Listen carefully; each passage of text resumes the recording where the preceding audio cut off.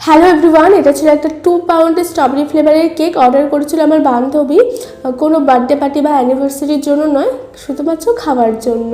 তো কেকটা আমি বানানোর পর তোমাদেরকে দেখাবো যে কেকের ওয়েটটা কতখানি হয়েছিল। 2 পাউন্ড মানে 1 কেজি, আর 1 পাউন্ড মানে হাফ কেজি। তো আমার প্রত্যেকটা 1 পাউন্ডের কেক 700-750 গ্রাম হয়ে যায়। মানে তোমরা 30-40 গ্রাম বোর্ডের বাদ দিয়েও কিন্তু অনেকটাই বেশি হয়।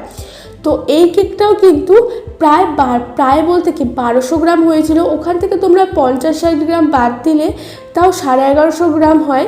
মানে বোর্ডের 50-60 গ্রামের কথা আমি বললাম, তো তাও 1150 গ্রাম হয়। তো প্রত্যেকটা ওয়েট, কেকেরই ওয়েট কিন্তু এরকম বেশি হয়।